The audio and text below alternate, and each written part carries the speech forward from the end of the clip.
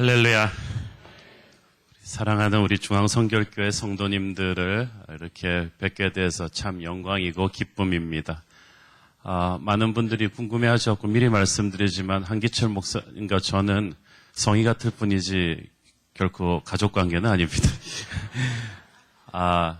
제가 교회를 개척한 지 지금 8년째인데 그래서 별로 이렇게 외부 집회를 거의 나오지를 않습니다. 그냥 은둔형 교회 딱 붙어 있는데 이번에 일본에 한일 기독교 지도자 협회 갔다가 한기치 목사님한테 딱 붙들려가지고 이 신년 산상 기도 이야기를 듣고 깜짝 놀랐어요. 처음에는 6번을 스트레이트로 부탁을 하셔가지고 깜짝 놀라가지고 아니 신년 초에 그런데 타협을 해가지고 2번으로 줄인 이유는 저희 교회가 신년 40일 항상 작년부터 특별 새벽 기도를 하는데 본당 가득가득 차게 서울 시내 8개 스테이션에서 생방송하면서 제가 거의 부흥의 수준으로 매일 아침 설교를 하기 때문에 체력적으로 이게 감당이 안 돼가지고 외부 집회 나간다는 거는 꿈도 못 꿀 일인데 이렇게 만나가지고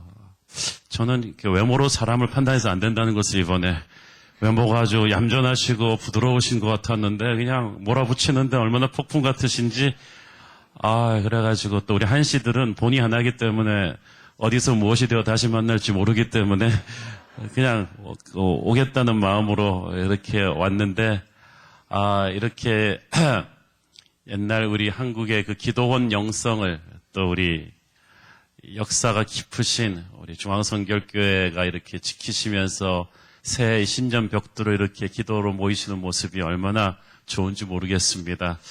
여러분 모두에게 하나님의 은혜가 충만하기를 바랍니다. 한국교회 기도하는 성도들이 있으면 한국교회는 망하지 않습니다. 요즘 나라 걱정하는 분들이 많은데 우리나라는 대통령 한 사람의 그 잘못으로 무너지기에는 너무 보배로운 나라입니다. 하나님이 보호하사 우리나라 만세로 수많은 믿음의 선조들의 기도로 세운 나라이기 때문에 우리는 한 명의 그리고 몇 명의 정치인들의 농단에 그렇게 무너질 나라가 아닙니다. 진짜 위기는 한국교회가 기도를 잃어버린다면 그게 위기고 우리가 믿음의 본질을 떠나서 하나님에 대한 열정을 잃어버린다면 그게 진짜 위기지 그것이 없는 한은 우리는 다시 살아날 수 있다. 그렇게 저는 믿습니다. 임진왜란 때 한반도 전체가 왜군의 말발굽에 짓밟혔을 때도 한산도 영역을 왜군이 건드리지를 못했습니다. 그때 이순신 장군이 그 난중일기에 쓴 말이 있죠. 강산이 다 짓밟힌다 할지라도 나와 조선 수군이 있어 조선의 기백이 죽지 않았음을 적에게 알게 하리라. 거기만 잘 버텼는데도 결국은 왜군이 물러가고 말았죠. 한국교회가 어렵지만은 이렇게 중앙성교회 같은 교회들, 새로운 교회 같은 교회들이 불같은 기도의 기백으로 잘 버텨낸다면 한국교회 겨울은 지나고 반드시 부흥의 봄이 오리라고 저는 믿습니다. 함께 한번 기도하시고 하나님 말씀 보겠습니다. 사랑하는 아버지 은혜를 감사합니다. 오늘도 부족한 종을 은혜의 휘장 뒤에 감추시고 우리 귀한 하나님의 백성들 가슴 속에 하나님의 말씀만이 쩌렁쩌렁 선포되게 하여 주시옵소서. 예수님 이름으로 기도했습니다. 아멘. 우리가 잘 아는 스토리죠. 우리 홍해 바닷길을 이스라엘 백성들이 이제 건너왔어요. 홍해를 건너고 나서 얼마나 좋았겠습니까? 하나님을 찬양하며 흥분하면서 하늘의 별이라도 딸 것 같았죠. 그들을 그토록 공포에 몰아넣었던 이집트 전차대를 하나님이 그들 앞에서 수장시키면서 홍해를 건넜다는 게 중요합니다. 그들을 공포에 떨게 하던 그것이 더 이상 이제 존재하지 않는다는 거죠. 그래서 홍해 지나온 첫날은 전부 다 그냥 정신이 하나도 없었을 거 이제 금방 막 약속의 땅으로 바로 들 것 같은 이런 그런 센세이션이 왔는데 그다음부터 전혀 예측치 못했던 상황이 오기 시작합니다. 22절 우리가 같이 다시 한번 읽으시겠어요? 모세가 홍해에서 이스라엘을 인도하며 그들이 나와서 수르 광야로 들어가서 거기서 사흘 길을 걸었으나 물을 얻지 못하고 이 수르 광야가 이제 애굽과 가나안 땅 중간지대에 있는 넓은 광야지대거든요. 여러분이 성지순례를 가보시면 꼭 광야를 가보셔야 돼요. 저는 참 광야가 매력적이었어요. 몇 시간 안 있었으니까 매력적이었어요. 그런데 나무도 없고 그늘도 없는 곳인데 낮에 불같이 더워요. 제가 6월 달에 갔었는데 숨을 못 쉬겠어요. 그래서 저는 이스라엘 백성들의 존경하게 됐어요. 여기서 그래도 며칠을 버티고 나서 불평을 시작했다는 게, 나는 3시간째 되니까 막 불평이 막 나오는데 너무 힘들어요. 숨도 못 쉬겠는데 또 밤에는 또 영하의 기온으로 떨어집니다. 이게 막 정신이 없잖아요. 추웠다 더웠다 냉탕 온탕 왔다 갔다 하면서. 그런데 그런 땅을 이제 하나님이 이스라엘 백성들을 들이셔서 가는데, 그래도 이제 구름기둥 불기둥이 안내를 해줘서 가잖아요. 첫날은 아마 홍해 도하의 감격으로 희희낙낙하면서 그냥 힘든 줄도 모르고 가다가, 둘째 날도 끝없는 광야뿐이니까 이게 뭐지? 이게 아닌데? 약속의 땅이 확 나와야 되는데 이게 뭐지? 그러다가 셋째 날도 마찬가지니까 광야가요, 이게 이정표가 없는 게 광야예요. 보통은 저 멀리 뭐 산이라도 있고 언덕이라도 있고 이래야 되잖아요. 근데 끝없이. 그러니까 다들 공포와 두려움에 사로잡혀 웅성웅성 되기 시작합니다. 이거 이러다 우리 어떻게 되는 거 아니야? 어떻게 된 거야? 어떻게 된 거야? 근데 결정타가 물이 떨어져 버렸어요. 자, 200만 이스라엘 민족이 가축대와 함께 그 광야를 이동하다 보니까 물이 바닥이 났죠. 이 물이 얼마나 중요해요. 우리가 금식은 해도 이 금주는 못해요. 왜냐하면은 우리 몸의 3분의 2가 물이에요. 그래서 이 진짜 물을 물로 보면 안 돼요. 이 물이 없으면은 사람이 쓰러져 죽어요. 금방 탈수 현상이 일어나거든요. 이스라엘 사람들한테는 생명이 왔다 갔다 하는 문제, 위기가 왔어요. 구원받고 기쁨에 차 펄펄 뛰던 성도들한테도 똑같은 상황이 올 수 있습니다. 처음 예수님 영접할 땐 너무 좋아가지고 이제 예수 믿었으니까 무병장수하고 이렇게 아주 그냥 신나게 인생이 탄탄대로가 열릴 것 같았는데 어려움이 와요. 좌절이 옵니다. 홍해 도하의 기쁨이 원망과 불평으로 바뀌기까지 딱 사흘. 여기서 우리가 중요한 사실을 짚고 넘어가야 되는데, 그들이 광야길로 들어서게 된 것이 그들의 잘못이 아니에요. 하나님의 인도하심이었어요. 하나님께서 의도적으로 그들을 광야로 인도하셨어요. 22절에 보니까 모세가 홍해에서 이스라엘을 인도했다고 했죠. 하나님이 모세를 통해서 자연 내비게이션으로 방향을 잡아준 거예요. 쉽게 말해서 그들은 하나님한테 순종했기 때문에 광야로 들어온 거예요. 여러분, 순종하면 복 받는다는 말을 많이 들었죠? 근데 그 복이 광야에 있어요. 희한하죠? 누구든지 홍해를 건너오면 예수의 보혈로 구원받은 하나님의 자녀가 됩니다. 그렇지만 하나님의 자녀를 하나님께서 자녀답게 하기 위해서 광야 교육장을 반드시 거치게 하세요. 새끼 사자 한 마리가 있었어요. 태어날 때부터 얘는 에어컨 나오는 유리동물원에서 가만 앉아 있어도 사람들이 꼬박꼬박 갖다 주는 한우갈비 먹으면서 그렇게 컸어요. 그러다가 이제 어른 사자가 돼서 얘를 이제 드디어 세렝게티 아프리카 초원에 딱 풀어준 거예요. 이제 심바가 돼서 라이언킹이 돼서 살아라. 그랬더니 얘가 어떻게 하겠어요? 사냥도 제대로 못하고 비실비실 하다가 결국은 죽고 말았어요. 이게 내셔널 지오그래픽이라는 잡지에서 실제로 해본 실험이었어요. 말이 사자지 어릴 때부터 모든 어려움으로부터 보호해주면서 애완견처럼 푸들처럼 키웠어요. 그 사자의 모양은 있으나 능력이 없어요. 하나님은 결코 하나님의 자녀들을 그렇게 키우지 않으시겠다는 것입니다. 금보다 귀한 믿음의 시련이 있는 광야에서 하나님의 자녀를 자녀답게 하십니다. 그래서 약속의 땅을 장악할 만한 그릇으로 준비시킨 다음에야 약속의 땅으로 들이시겠다는 것인데, 오늘 본문에 나오는 사건이 굉장히 뜻깊은 것이 하나님의 광야 교육장 레슨 1이에요. 첫 번째 수업입니다. 이걸 보는 게 굉장히 중요합니다. 막막한 광야를 이렇게 53km 정도 걸어서 사흘 만에 이제 물이 떨어져서 죽겠다 그러는데, 오아시스가 보이는 거예요. 저게 뭐야? 물이다. 거짓말 마라. 그러다 이게 이제 마라가 된 건데, 이 마라에 가보니까 이제 다들 환호성을 지르면서 달려갔겠죠. 아마 제일 앞에는 한국 사람이 달려갔을 거예요. 성질이 급하니까 그냥 팍 가가지고 이제 선두가 가서 막 물 위에다 마셨을 거 아니겠어요? 그런데 갑자기 제일 처음 마신 사람들이 퇴퇴퇴 하면서 일어난 거예요. 마라 이르렀더니 그 물이 써서 애지간한 물이면 마셨을 텐데 너무 써서 마시지 못하겠으므로 여기서 마시지 마라. 그래갖고 이름을 마라라고 붙인 거예요. 진짜로 믿으시면 안 되고 이 마라라는 말이 히브리어로 쓰다는 뜻이죠. 지금도 베두민족들 사이에서는 이 물이 너무 인근에서 나쁘니까 먹지 말라고들 합니다. 자, 천신만고 끝에 물을 찾았는데 목마를 때는 아무 물이든지 물만 주면 살 것 같았는데 이게 아니에요. 물을 찾아서 마셨는데 써서 마시지 못하는 물이 이건 물이 없는 것보다 더 고통스러워요. 자, 오랜 싱글 생활을 끝내고 수많은 친구들과 친인척들의 조롱을 받으며 너는 언제 시집 갈래? 그러다가 마침내 결혼을 했는데 이게 잘못된 만남이에요. 매일 부부싸움 하는 것이 이게 지옥입니다. 물은 물인데 이게 써서 마실 수 없는 물이란 말이에요.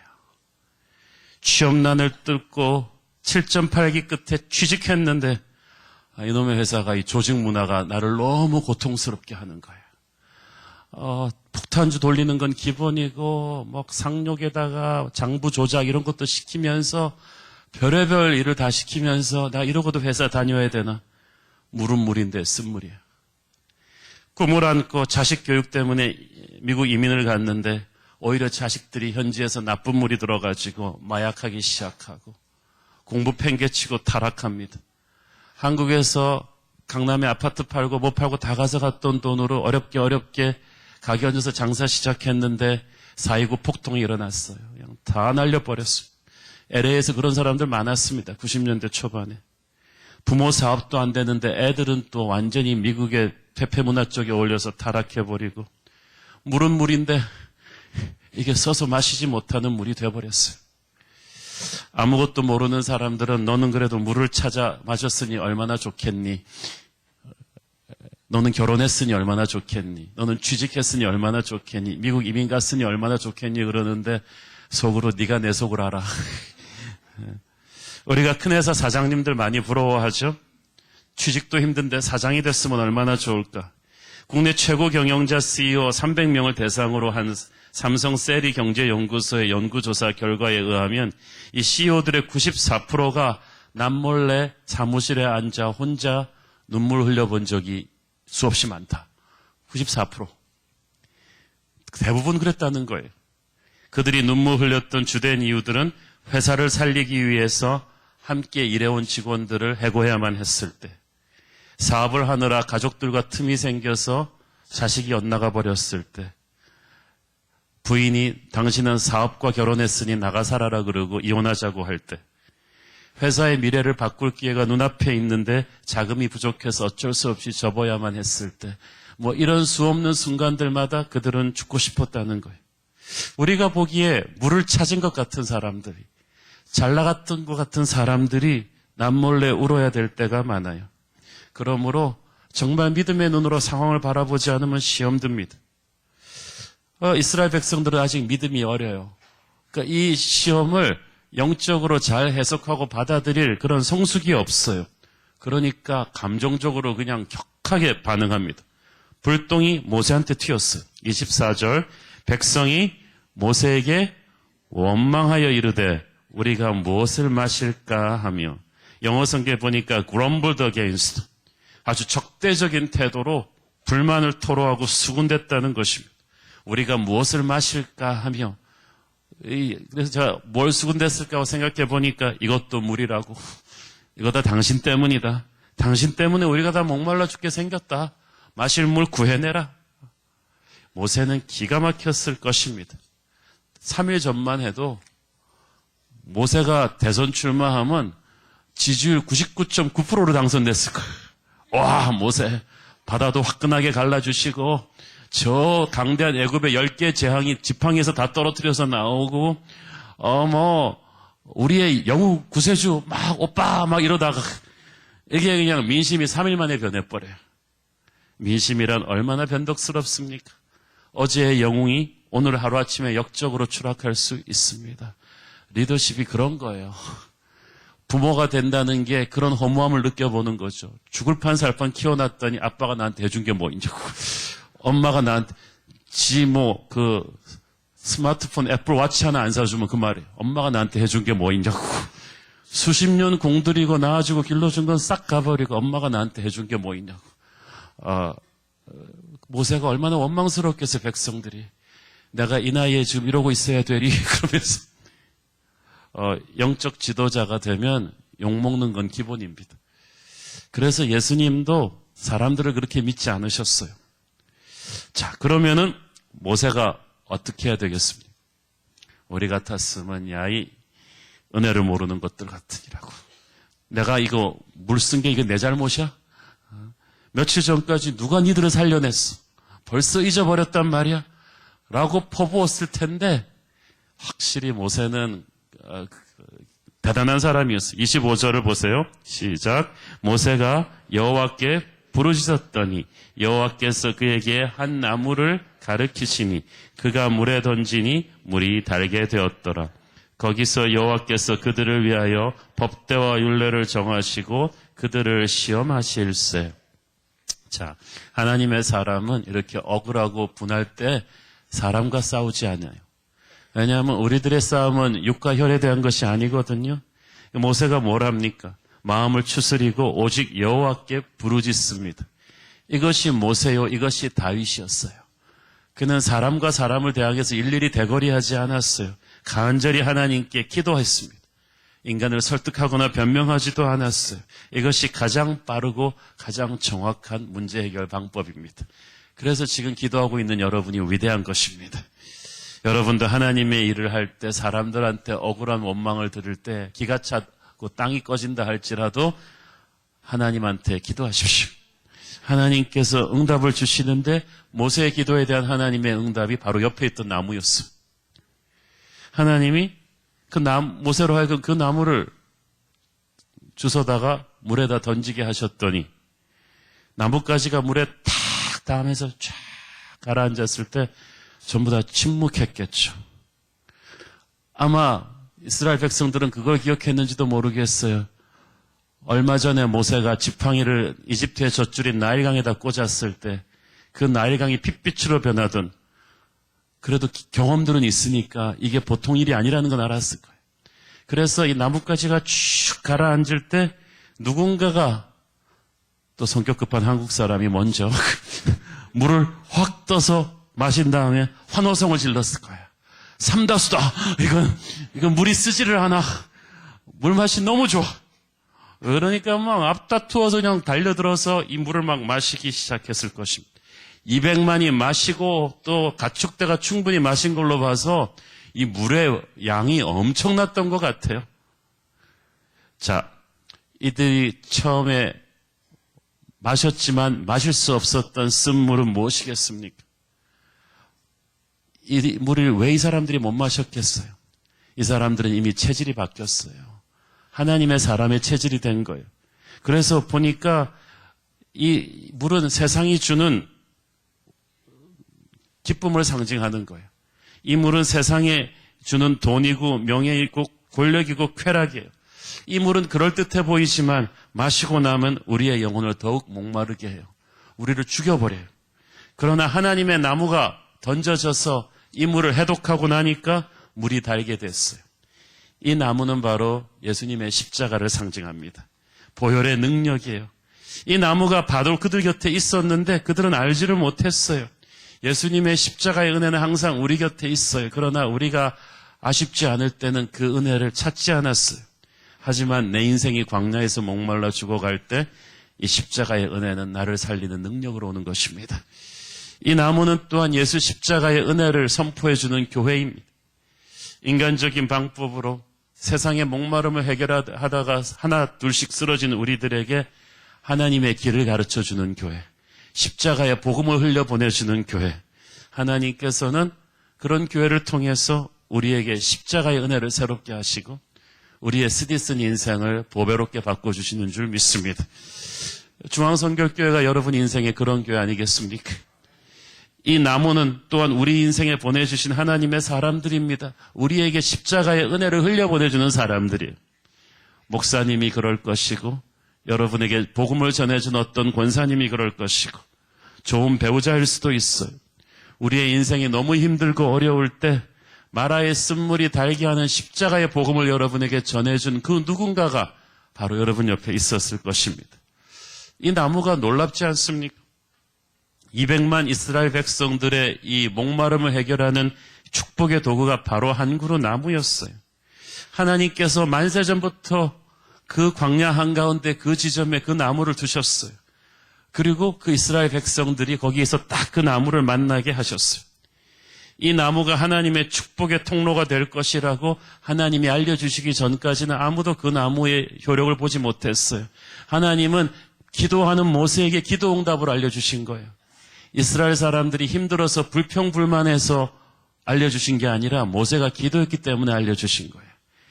여러분이 힘들어서 불평한다고 문제가 해결되지 않아요. 기도해야 문제가 해결이 돼요. 기도해야 하늘의 문이 열려요. 기도해야 영적인 혈이 뚫리는 거예요. 너는 내게 부르짖으라. 그러면 내가 네게 응답하겠고. 네가 부르짖지 않으면 응답은 없다. 나의 응답은 어떤 것이냐? 네가 알지 못하는 크고 비밀한 일일 것이다. 위기의 때 기도하면 십자가의 은혜가 보입니다. 예수의 손길이 보입니다. 하나님의 돌파구가 보일 것입니다. 하나님의 십자가 은혜를 흘려보내주는 교회가 보일 거예요. 하나님의 사람들이 보일 거예요. 그 은혜를 붙잡아야 돼요.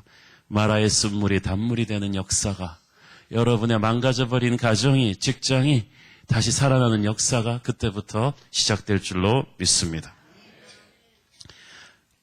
자, 더 흥미로운 것은 이 25절에 그 하반부 내용입니다.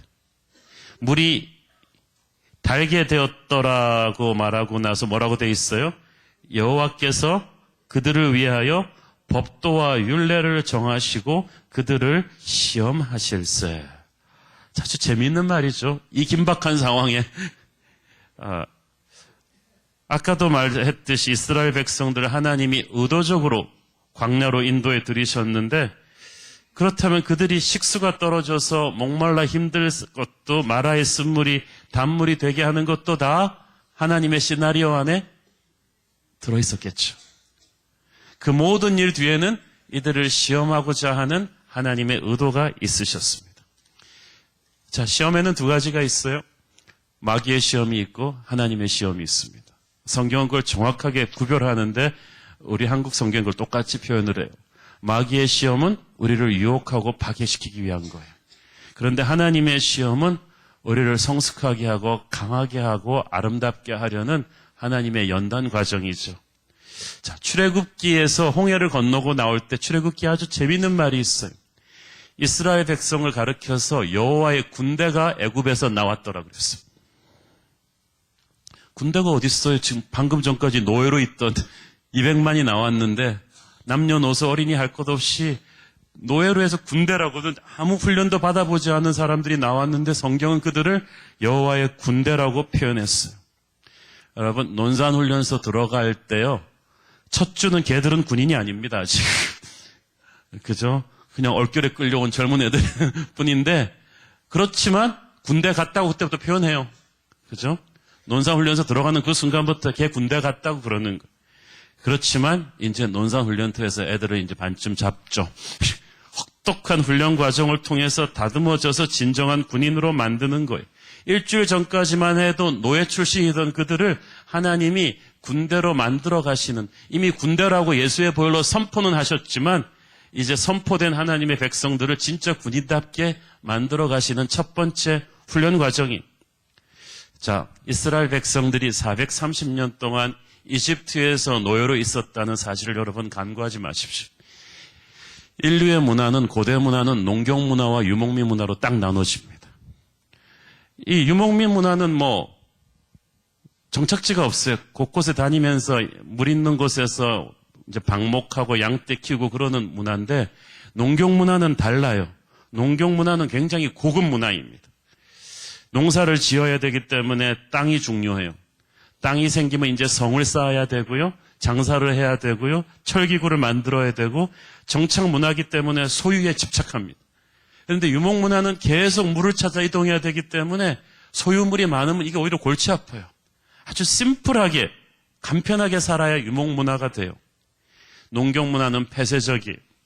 농사를 짓고 도시 만든 다음에는 국경선 긋고 성을 쌓아서 우리가 만든 거 너희들이 들어오지 마. 그리고 외부인들이 못 들어오게 하는 거예요. 그게 만리장성이에요. 그게 성이에요. 그런데 유목문화는 천막치고 계속 이동하기 때문에 사방이 다 열려 있어요. 그리고 열려 있어야 살아요. 손님들이 와서 정보도 주고 식량도 주고 물건도 교환해야 유목문화는 살아남는데 농경문화는 손님들이 다 도둑놈같이 보이기 때문에 자기를 폐쇄하는 거예요. 농경문화는 인간의 힘으로 수로도 만들고 저수지 만들고 물을 관리해서 가뭄에 대비하고 바벨탑 쌓고 피라미드 만들고 인간의 능력으로 모든 어려움을 극복해 나갑니다. 그런데 유목민은 자연 앞에서 자기가 얼마나 무력한 존재인가를 알아요. 항상 하늘의 별을 보고 계절의 흐름을 묵상하면서 창조주 하나님을 묵상합니다. 농경문화 사람들은 모여서 거대한 인간의 도시를 만드는데 유목문화 사람들은 광야로 흩어져요. 그래서 농경 문명을 만든 애굽이나 바벨론 문명은 이 유목민들을 아주 미개하다고 멸시했어요. 그런데 성경에 나오는 모든 믿음의 조상들 보세요. 농경민이었어요? 유목민이었어요?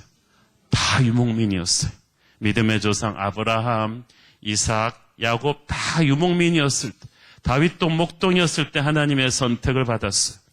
그러던 것이 요셉을 따라서 애굽에 이주해 와가지고 400년 동안 이들이 애굽의 농경문화 안에서 길들여진 거예요. 하나님께서 그들을 홍해를 건너 데리고 나오시면서 애굽에 전차대는 전멸시키셨지만 그들 안에 있는 애굽을 없앨 수는 없었어요.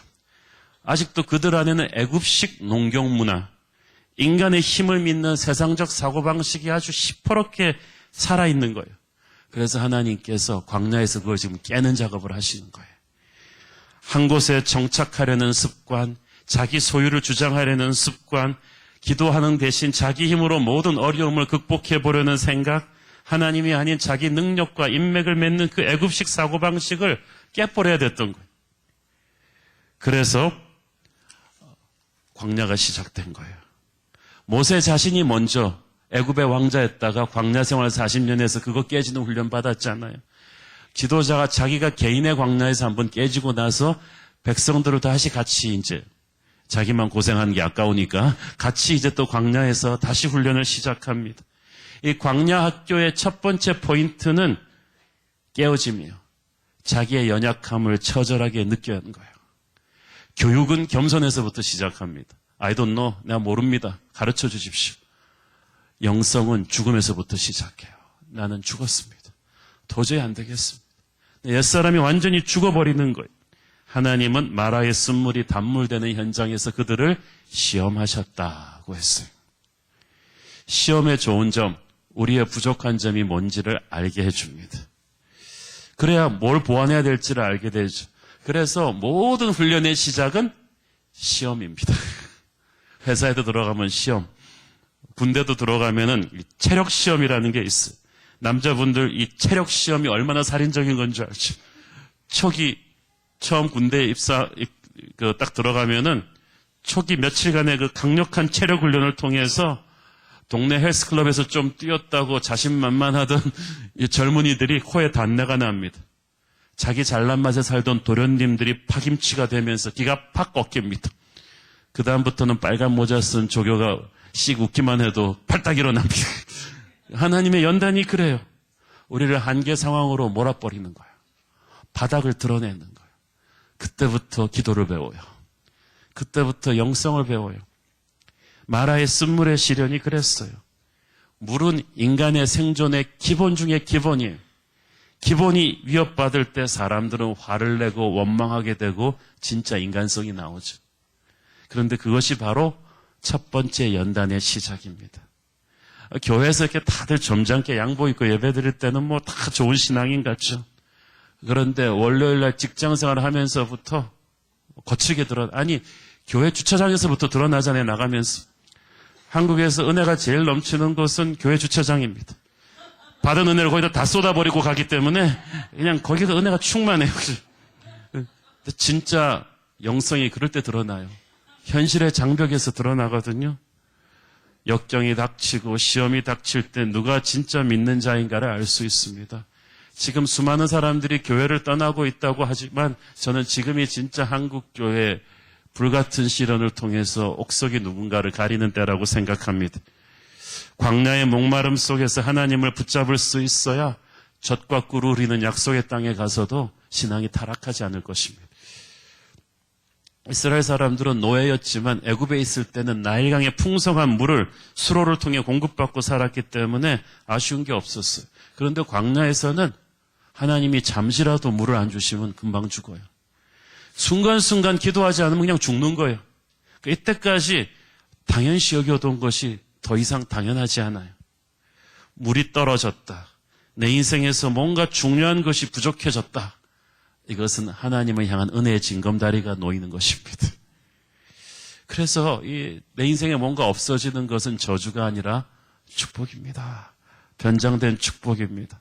그래서 하나님께서는 많은 경우 우리의 인생에서 뺄셈을 하시면서 덧셈을 하세요. 우리의 돈을 빼가시면서 우리에게 믿음을 회복시켜 주세요. 우리의 건강을 빼가시면서 우리에게 겸손을 가르쳐 주세요. 어떤 사람이 나를 배신하고 떠나게 하면서 진짜 친구가 누군지를 알게 하세요. 그래서 모든 시련이 하나님의 허락 안에서 우리에게 일어나는 것이고 그 시련 속에는 하나님이 뺄 때는 고통스럽지만 하나님의 변장된 축복이 있다. 광야 행군 사흘 만에 물이 떨어진 그들에게 주는 하나님의 레슨이에요. 자, 또 한 가지 흥미로운 사실은 하나님이 그들을 시험하시면서 그들을 위하여 법도와 율례를 만들어 주셨습니다. 하필 이 타이밍에 이제 간신히 물 좀 먹고 정신 좀 차리는데 갑자기 법을 가르치기 시작했어요. 하나님께서는 그들이 애굽에 있을 때는 법을 전혀 언급하지 않으셨어요. 그런데 홍해를 지나고 나서 자유인이 되었을 때 하나님의 법이 주어졌어요. 그들은 애굽의 속박에서 벗어나면 지 맘대로 막 살 수 있을 줄 알았어요. 그런데 하나님이 주시는 자유는 자기 욕심대로 막 사는 방종이 아니에요. 이제 그들을 구원하신 하나님의 뜻을 행할 수 있는 능력이에요. 그게 자유예요. 하나님께서는 이제 더 이상 우리가 우리 자신을 위해 살지 않고 하나님의 영광을 위해서 하나님의 목적대로 살기를 원하세요. 그래서 우리가 사는 법을 그때부터 가르쳐 주시는 거예요. 사람들이 법이라는 단어를 들으면 오해합니다. 딱딱하고 숨이 막히고 율법주의자들이 그렇게 만들어 놨는데 그런데 사실 법은 그런 게 아니에요. 조종사가 조종법을 제대로 배워야 사람들을 살릴 거 아니겠어요? 그래야 저 높은 하늘을 마음껏 안전하게 날 거예요. 여러분이 수영법을 배워야 물에서 재미있게 놀죠. 법은 생존을 위한 기본이에요. 우리를 속박하기 위한 게 아니라 자유케 하기 위함이고 우리에게 날개를 달아주시는 것입니다. 반드시 가슴에 새겨야만 돼요. 왜냐하면 우리가 광야를 가고 있잖아요. 사람들이 인생을 산을 오르는 거라고 생각하지만 그게 아니고 광야를 건너는 거예요. 인생이란. 산은 정상이 보이는데 광야는 앞이 보이지 않아요. 광야에서는 지도가 별 소용이 없어요. 왜냐하면 지형이 항상 바뀌니까. 제가 두바이 한번 가본 적이 있는데 그 안내인이 그러더라고요. 여기 아침에 여기 보이죠? 여기 있던 언덕 있죠? 이따가 모래폭풍 오면은 저거 없어진대요. 그 언덕이었는데 내일 보면 이게 골짜기가 돼 있다는 거예요. 여기는 길이었는데 내일 보면 이게 또 막혀 있다는 거예요. 그렇기 때문에 광야에서는 별 지도가 표현이 없대요. 오늘의 지도가 내일 다 바뀌어버리니까. 그럼 뭐가 필요하냐? 지도가 아니라 나침반이 필요하다는 거예요. 그래서 어떤 상황이 와도 나침반이 가르쳐주는 바늘 끝을 정확하게 믿고 방향을 잡아가야지 지도에 현혹되면 안 된다는 거예요. 광야에서는. 신기루가 많기 때문에. 오늘날 우리가 사는 현실이 그렇지 않습니까? 한 치 앞을 볼 수 없다는 말이 그 말이에요. 이제는 과거의 경험으로 미래를 예측할 수가 없게 돼버렸어요. 제가 오늘 신문을 보니까 그 포스코, 그 엄청난 공장도 단 8명이 돌린대요. 다 스마트 지능으로 다 이제 자동화돼가지고. 직장이 수천 개가 없어지는 거예요. 그럼 우리 젊은이들을 뭘 시켜야 됩니까? 공무원? 안전할 것 같죠? 그렇지 않아요. 모든 선진국들을 보면 나라가 선진화될수록 정부가 작아져요. 이제 공무원들도 엄청난 구조조정이 시작됩니다. 우리가 안전하다고 생각하는 게 안전한 게 아무것도 없게 돼요. 그래서 우리는 광야 같은 불확실성의 미래를 가야 되는데 뭐가 필요하냐? 나침판이 필요해요. 그 나침판의 이름이 하나님의 법입니다. 그게 하나님의 말씀이에요. 어떤 미래가 와도 우리가 그것을 판단하고 길을 뚫고 가게 해주는 하나님의 법을 그때 가르쳐 주시는 거예요. 사실 하나님이 이 법을 주시면서 동시에 순종을 명령하셨습니다. 26절 보세요. 이르시되 너희가 너희 하나님 나 여호와의 말을 들어 순종하고 내가 보기에 의를 행하며 내 계명에 귀를 기울이며 내 모든 규례를 지키면 내가 애굽 사람에게 내린 모든 질병 중 하나도 너희에게 내리지 아니하리니 나는 너희를 치료하는 여호와임이라. 하나님께서 중요한 건 내 말을 들어 순종하고, 여기서 하나님 말씀하시는 말은 박제된 주고 있는 언어가 아니에요. 지금 계속 현재 진행형으로 너에게 주고 있는 이 말을 순종하라는 거예요. 그 말은 뭐냐 하면 내가 너에게 지도를 주는 게 아니라 내가 너와 함께 동행해 줄 것이다. 그래서 너는 미래를 예측할 필요 없다. 내가 과거와 현재와 미래의 주인이니까 내가 너와 함께 하면서 너는 나와 계속 교제하면 된다. 네가 나와 함께 걷기만 하면 된다. 항상 나에게 물어라. 그러면 내가 너에게 그 다음 발자국을 가르쳐 줄 것이다. 하나님은 우리와 인격적인 관계를 원하세요. 교제를 원하세요. 화려한 이집트에 살 때는 도시에서는 하나님의 음성을 잘 들을 수가 없었어요. 광야에서는 하나님께 집중할 수 있어요. 그래서 하나님께서는 우리를 광야로 보내셔서 광야에서 말씀하시기를 원하십니다. 여러분의 인생이 갑자기 광야로 들어가게 됐다. 그것은 하나님의 특별 데이트 신청이에요. 새벽을 깨우리로다의 저자 김진홍 목사님이 70년대 유신 정권 때 이렇게 데모하다가 목사로서 감옥에 들어가셨대요. 감옥에 들어갔고 고문도 당하고 굉장히 고생을 많이 하셨대요. 그래갖고 처음에는 그냥 이를 갈았대요. 나를 고문한 이 인간들을 어떻게 내가 복수해주나 막 그러면서 너무 힘들었는데 그 감옥에 책 딱 한 권 넣어주더래요. 성경책. 하고 할 게 없어가지고 이제 성경책을 보는데 제가 그 생각이 들어요. 내가 목사인데 성경책을 깊이 창세기부터 계시록까지 정독한 적이 없구나. 그래가지고 이걸 정독하기 시작하는데 눈물이 나더래요. 한 중간쯤 읽으니까 하나님의 말씀이 이렇게 달구나. 그러면서 성경책을 붙잡고 기도하고 또 기도하는데 몸이 불같이 뜨거워지는데 한겨울인데도 그 성경 말씀에서 나오는 은혜의 불이 후끈후끈해서 그 겨울을 성경책을 몇 번 읽으면서 성경 체험을 하신 거예요. 그때까지는 우리나라는 정치적인 사회적인 운동으로 바꿔야 된다는 그런 생각을 가졌던 분이 말씀의 파워를 이제 깨달은 거죠. 그러면서 제가 유신 정권에 감사하게 됐대요. 자기를 감옥에 넣고 성경책 한 권만 넣어가지고 하나님의 은혜를 새로 발견하게 한 그 은혜가 감사하다. 어떤 경우는요, 우리가 정말 기도하지 않으면 안 되는, 기도밖에는 할 것이 없는 광야로 하나님이 우리를 던지는 경우가 있습니다. 그때는 하나님이 나를 저주한 게 아니라 하나님이 특별히 나와 데이트하시는 것입니다. 여러분, 그때 이 고통을 낭비하지 마셔야 돼요. 자, 방금 전 이스라엘 백성들은 모세가 하나님 말씀에 순종해서 나뭇가지를 물에 던졌을 때 쓴물이 단물 되는 광경을 목격했죠. 하나님께서는 앞으로 너희들이 어떤 시련을 만나든지 이렇게 하면 된다고 시범을 보여주신 거예요. 어떤 예기치 못한 상황을 만나도 당황하지 마라. 패닉하지 마라. 불평하지 마라. 대신 내게 기도해라. 내가 십자가의 은혜를 던져줄 것이다. 성령의 불을 던져줄 것이다. 내가 교회를 통해서 너에게 은혜를 줄 것이다. 그러면 너의 인생의 쓴물이 단물되는 기적을 체험할 것이다. 앞으로도 그렇게 되라. 그러면 애굽 사람에게 내리는 모든 질병이 너에게는 임하지 않을 것이다. 세상 사람들에게 임하는 불경기가 너는 지킬 것이다.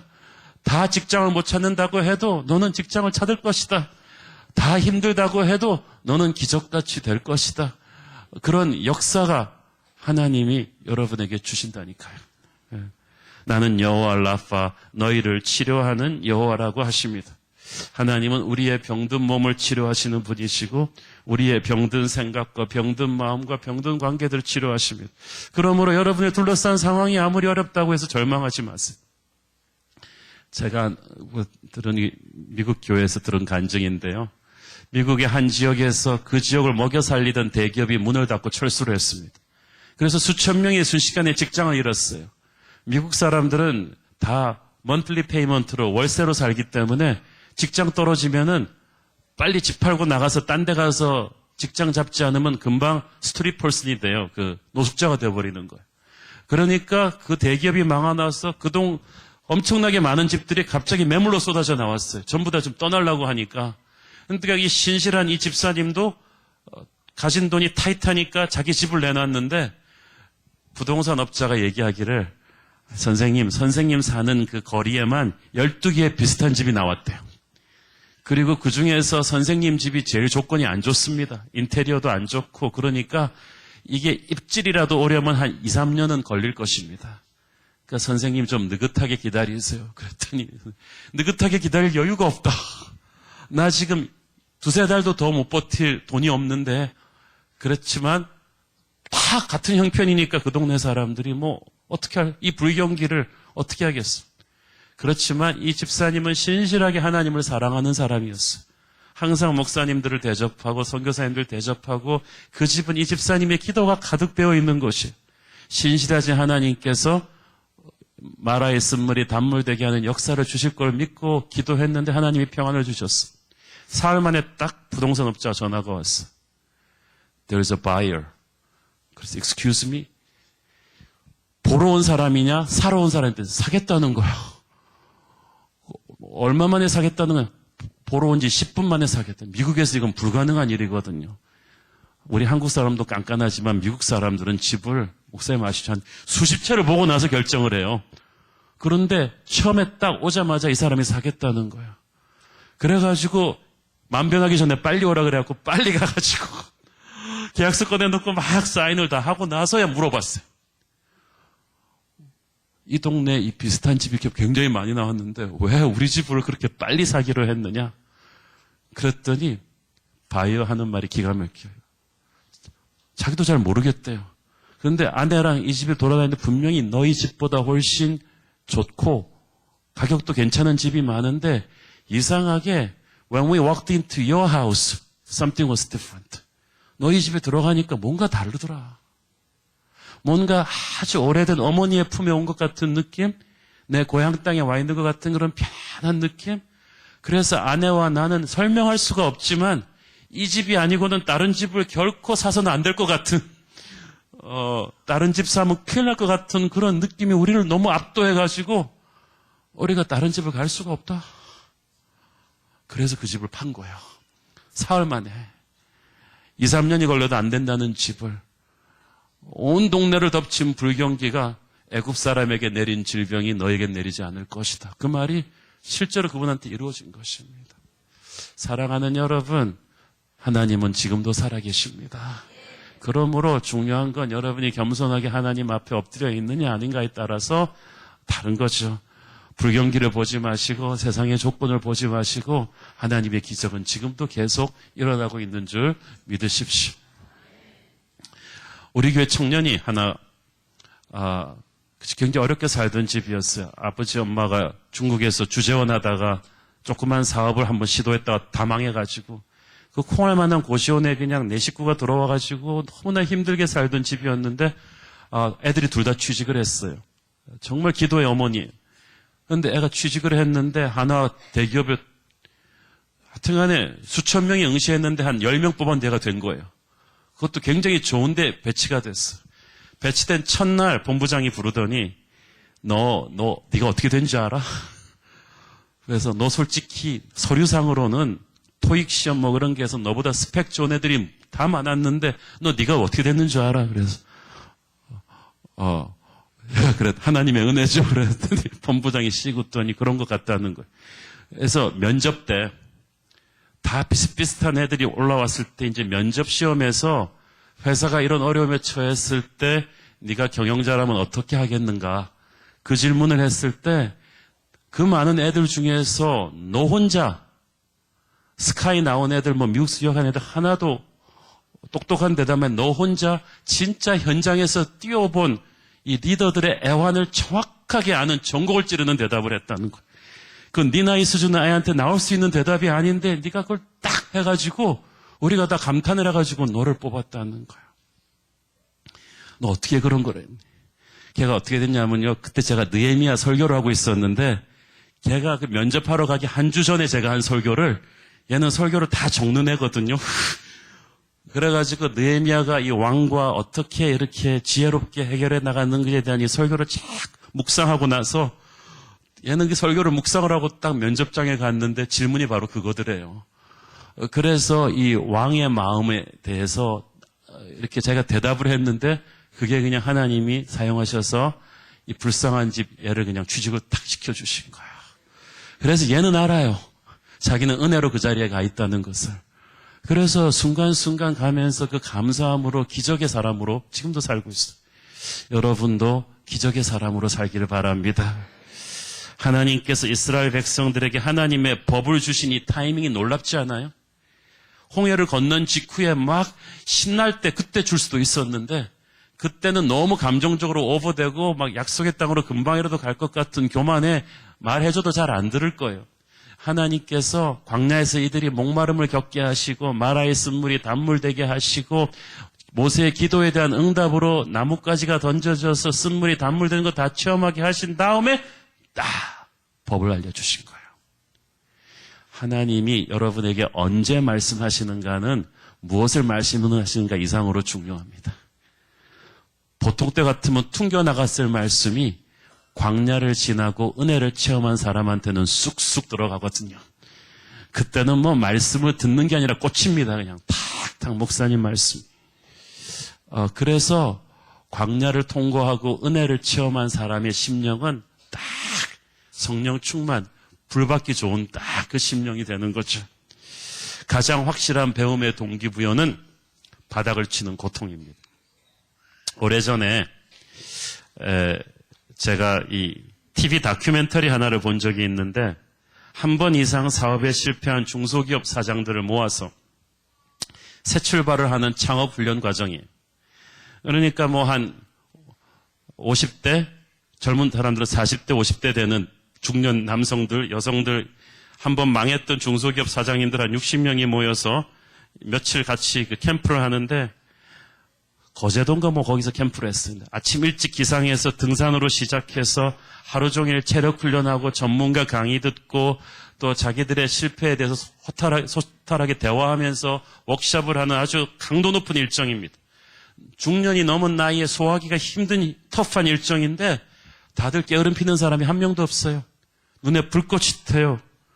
사업을 실패하면서 몇 분씩 피눈물을 흘린 경험이 있기 때문에 간절하고 겸손한 거예요. 말과 행동에서 거품이 다 빠졌어요. 자기들보다 훨씬 젊은 강사들의 강의를 그냥 막 스펀지가 물을 흡수하듯이 막 들어요. 수업 중 아무도 조는 사람, 딴짓하는 사람은 없습니다.